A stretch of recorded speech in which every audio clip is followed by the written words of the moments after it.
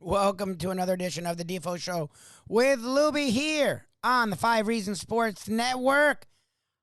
A lot going on in the South Florida sports scene, but everyone's eyes were peeled, except for me, because I'm such a neurotic sports fan that until the postseason, it really pains me to watch my team, especially the Heat, in regular season action. My expectations for the Dolphins have been low over the years. Look, most of our teams, they're low enough where I don't get that invested. The Heat every year, they're, if not a title contender, their season matters. And this year, they're 100% a title contender.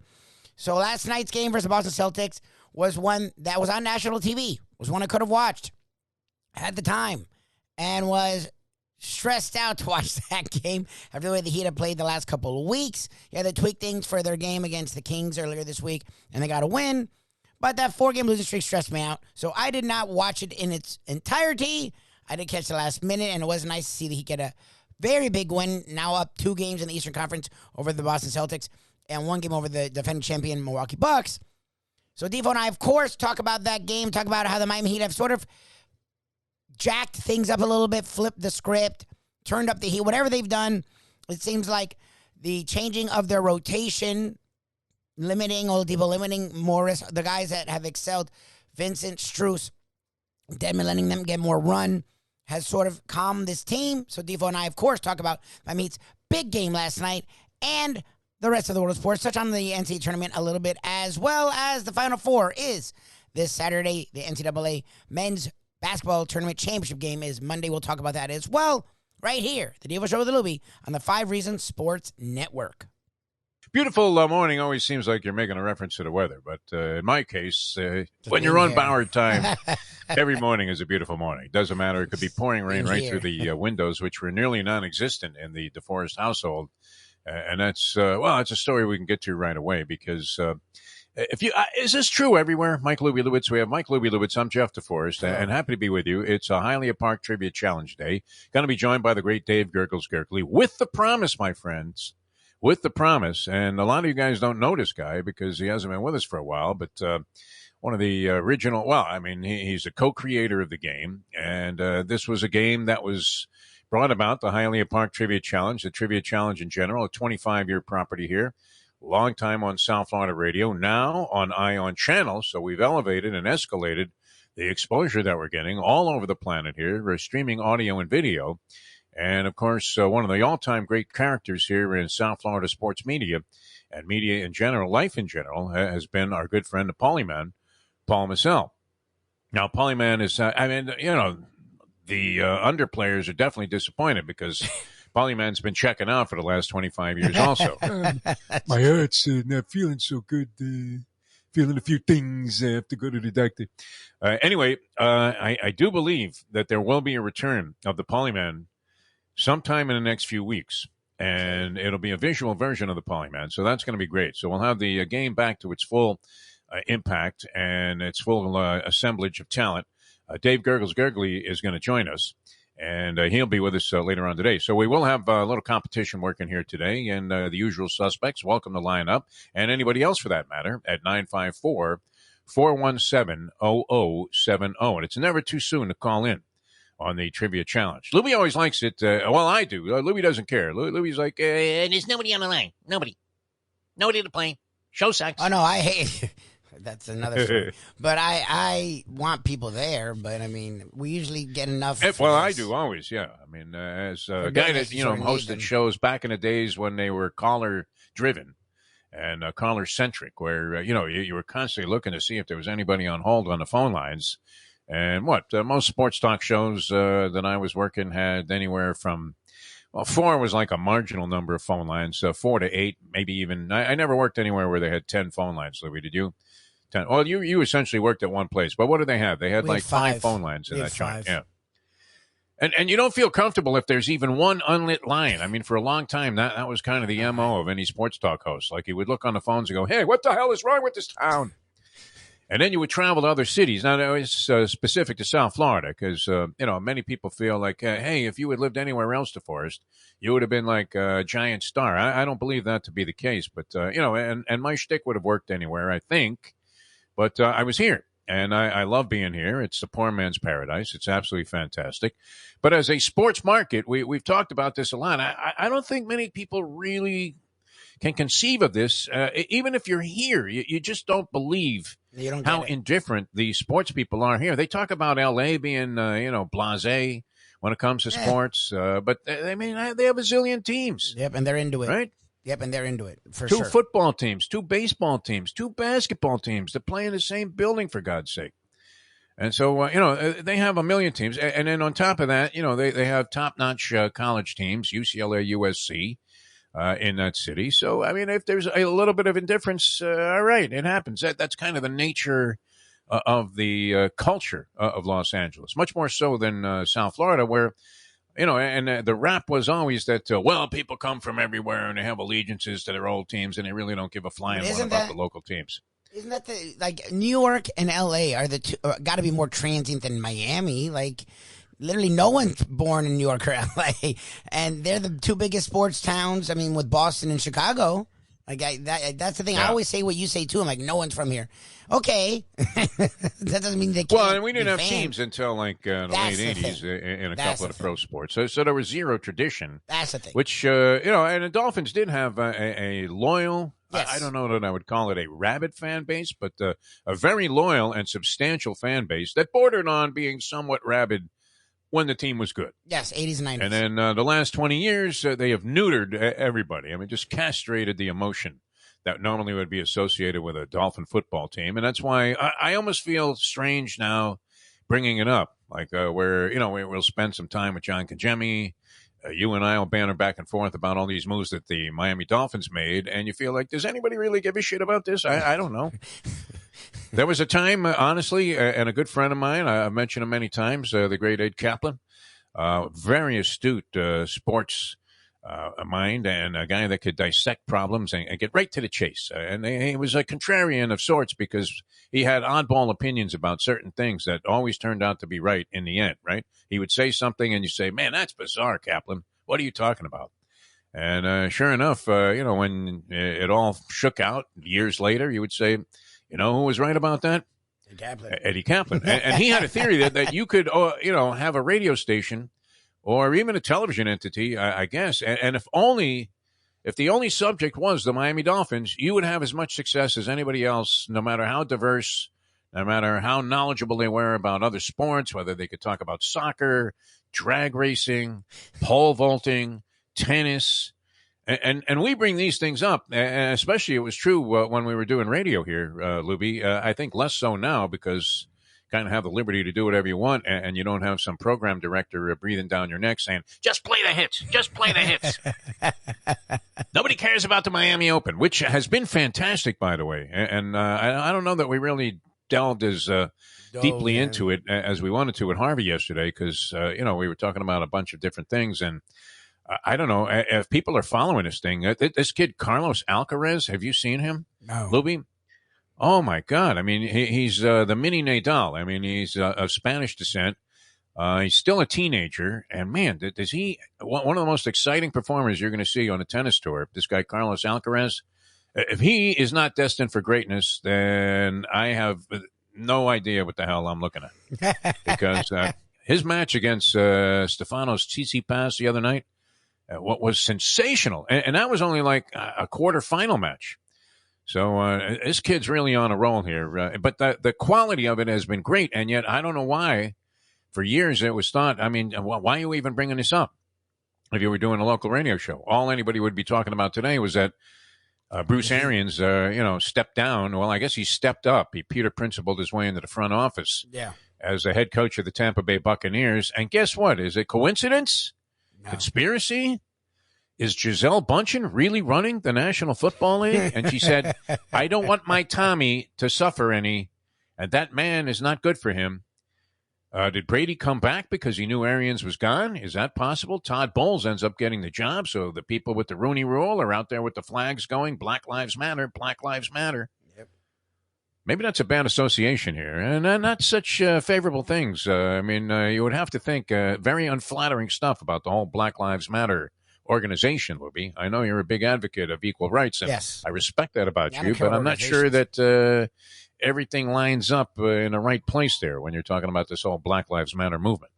By the way, check with Jack also. And I had some people in here, and I started to, I was going to go on this, I don't know that it's a rant, but just, the whole idea that, is it true that it's only South Florida where everybody in the service business is completely inept? Is that possible? Like if you find a guy that can come in here and like lay down flooring and get it right the first time at the right price, or put pavers in your driveway, install an air conditioning unit, maybe come and clean the unit. We have a good air conditioning guy. Comes out here, gives us an honest count, right? He's not the kind of guy that immediately says, "Oh, how long have you had that thing?" I hate there are cobwebs in there. Right in the coil. Yeah. I mean, we'll never be able to fix this. They usually give you something like that. I mean, it's also Scam City here, South Florida. I mean, the capital of all scams.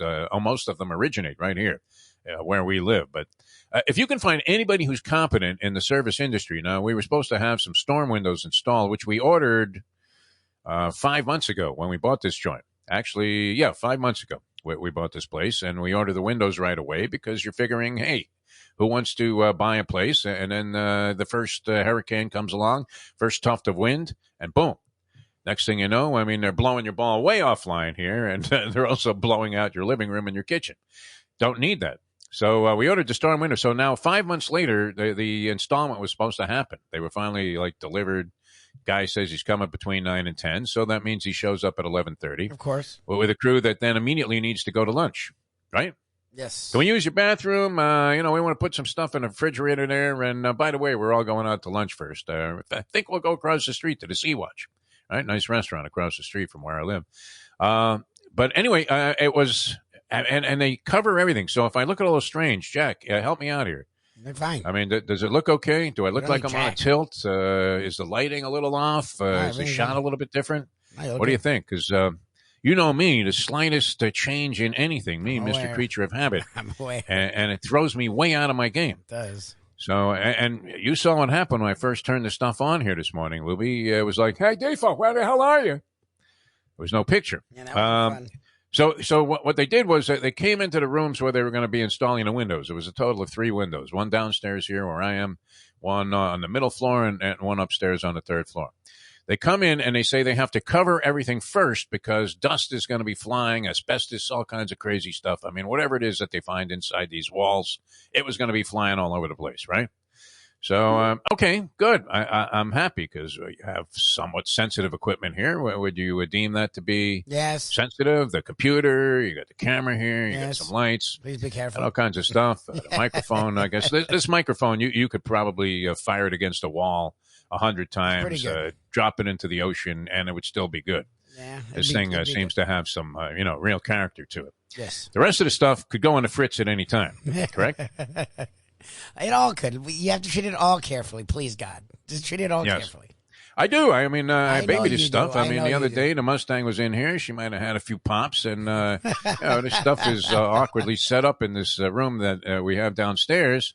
And of course, she tripped over one of the lights and knocked it into the wall. Oh, Jesus! And I immediately had like a heart attack.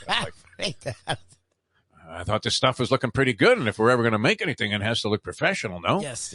I mean, that's at the very least you want to accomplish here is to at least look somewhat professional in the presentation, where, you're not in a closet somewhere, and, it's not pitch black, although you were in a silhouette mode. Mine's like super black because of the fucking lighting. I'm gonna try and mess with it tomorrow, change my whole setup. I don't like the lighting because of how it gets dark now, and it's dark to like, I don't even freaking know. I'm like, I like you as a silhouette, though. I think it adds a little character to the show. Why is that good? I know there might be people at Ion Channel that would like to see the whole screen go dark. But, there you go. That's a whole nother story. Anyway, the truth hurts. No, it's great. So they covered everything in all 3 rooms first, including my stuff. Okay. Which I couldn't even watch this, I mean, I was like, I went for my walk of life during that period of time because they also were going to be here all day with some kind of thing that even Con Edison would have banned because it made too much noise, some kind of jackhammer that you need to install these storm windows. So I go for the walk of life. I come back. I see the stuff has been adjusted. Everything's been collapsed. The desk here has been moved against the wall. Everything was pushed around. And the Mustang sees me and says, good news, bad news. I said, what's the good news? Says they're installing the window upstairs in the bedroom. Great. Nice. What's the bad news? The other windows don't fit. They're the wrong size. So they come out here, they do all of this stuff, and then, of course, there's no installation, and I don't know where are they getting these windows from some occupied region of the Ukraine? Is that where they're coming from? Because I don't know. I don't even know. I'm not even sure what year the guy put down on the paperwork to say when he was coming back. Oh, God. If he's coming back. I guess he's coming back because I think we financed these things deliberately so that, the guy didn't run off with all of the cash to Costa Rica right away, as you see a white truck with some banner from, a flag from another country, and they're all heading south to the Keys there where they're going to catch a boat and they're going to be out of here with your deposit. Because, if you sign up enough jobs, right, and you just take the deposit money, you can go to the Dominican with like $100,000 and probably live like a king the rest of your life. So who needs to install these windows? But it's not specific to the storm window installation people, and I'm sure they're very competent people. Has anybody ever had any service job in South Florida that went smoothly? Because if you have, keep those guys forever. Recommend them to everybody. Make sure they get all the jobs, because the ineptitude here, and people don't even make excuses for just being a complete failure at delivering what they promised. Oh, no, they don't care. In the service industry. They don't care. It's like, it happens all the time. You're like, all right. So anyway, I guess, the word was like another 5 weeks, which when's hurricane season? June. So like coming up, right? Yeah, it's like right around the corner. June. What if we get hit with one, a whopper right away? We usually ease into the hurricane season here in South Florida. Yes. It's not usually a threat right away, like June 1st when it starts. Okay, hurricane season. The only threat is coming out of your television. Yes. News people who, are sitting there, in a bomb shelter as they're doing, the broadcast saying, this is the only place that it's safe here in South Florida right now, right? So anyway, that was my experience. So it was a washout, literally. The storm windows, very expensive storm windows. And how is it that they always do that, right? Who measured these things in the first place? The same guy. What, do you have a different ruler? I don't know. What was the element there that was in play, the same thing that was timing those guys in the 40-yard dash at the combine? But anyway, the bottom line is, if it looks a little different, it looks the same. That's sort of troubling to me because I kind of like the way it looked before. I don't know. Wonderful. People were saying, hey, the shot really looks good. So good. Hopefully it looks the same here today and everything is good because I had to move some stuff around. And you know me, Lubie. I know. I tend to panic over this sort of thing. Stress out about it. All right. So what do you think? I mean, how much did Tom have to do with this Arians thing? Nothing? People are implying, the news media is implying it was nothing. Everything. Could that be fake news? Yes. Bruce Arians out of nowhere. And they kept showing shots of him on the sideline with that thing. Was he wearing a suicide bomb pack? Did you see that thing that he had? No other coach has this giant thing. Now, was it something that regulated his heart? I don't want to end up in like a Will Smith, he has Chris health Rock issues. type of arrangement. He has health issues. We know that. And he was on, you talk about borrowed time, but if it seemed like he was going to do this for another year or two, it feels like Brady sped it up. I mean, that's what it seems like from everything I've read. It's kind of like using old school equipment. I don't know. When I first started broadcasting games, they would have headsets that weighed like 100 pounds, right? And it was like you were putting two rocks on your head, and the microphone sucked. Yep. They were horrible, right? They were always distorted. I mean, and like Roger Maltby, we were talking about the other day, who's morphed into the golf announcer, who looks like Wilfred Brimley running around on the golf course there as he's following. And imagine how they will attach Roger Maltby. Is he with CBS or NBC, Maltby? I think he might be an NBC guy. I feel like, yeah. So he wouldn't be involved in the Masters there. Hello, friends. But, I mean, what is this going to do? Is CBS paying Tiger Woods to jump in there and play a couple of rounds in the Masters, shoot a couple of 87s, and just, get out of town there, take the private jet right out of there, pick up John Daly at the Hooters on the way out of town, and next thing you know, he's back in South Florida?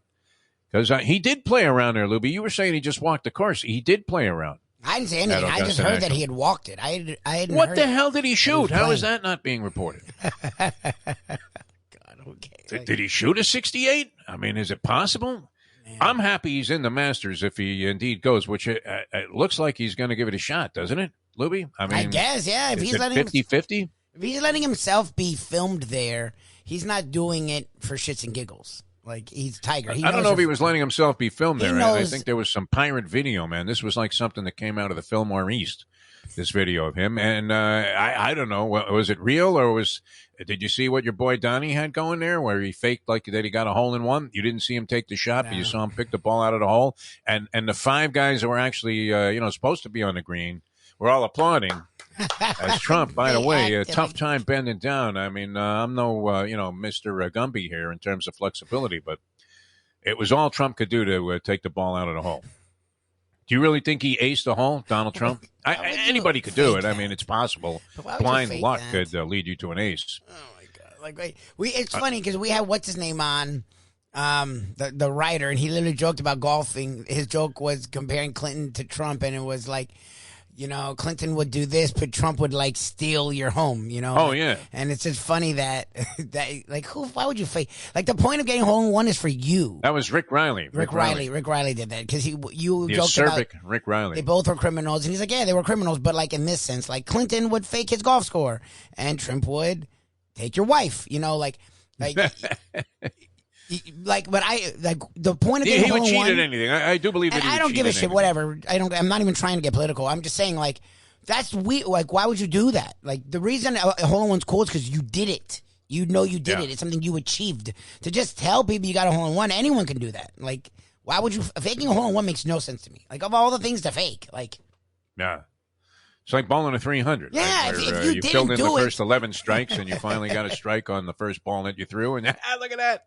If you didn't do it, then who gives a shit about telling people? Like, whatever. Okay, that's a whole different. I don't know. Maybe he did it, but that's a long way away from what we might expect from Tiger Woods. Tiger's going to be like a sponge for just wasted cash, I think, in terms of betting the winner of the Masters. So that's going to increase the price on everybody else.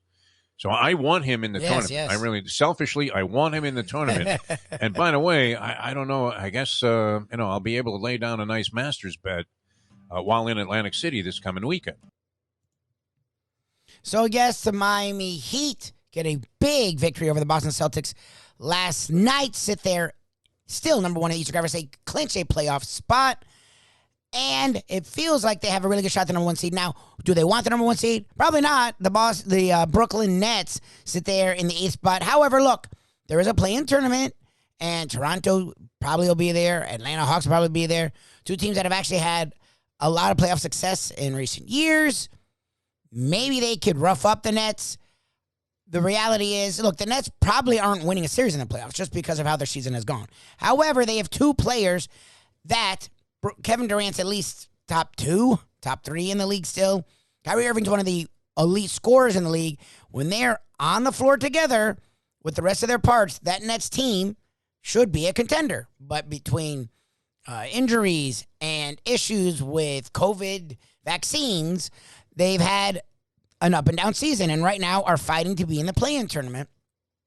But they have a big enough lead on those behind them that they're sitting firmly in the 8th seed. If you're the Heat, there's really no easy out in the playoffs.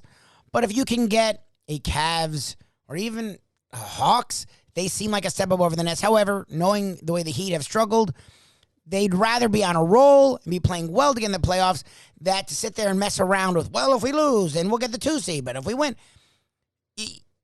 where they played the last couple of weeks, you want to get the rotation right, and you want to be on a winning streak, have your momentum going into the playoffs, that even if it means facing the Nets, the Heat don't seem to be scared of that. Like, at some point, you're going to have to... The East, there's really no tough out.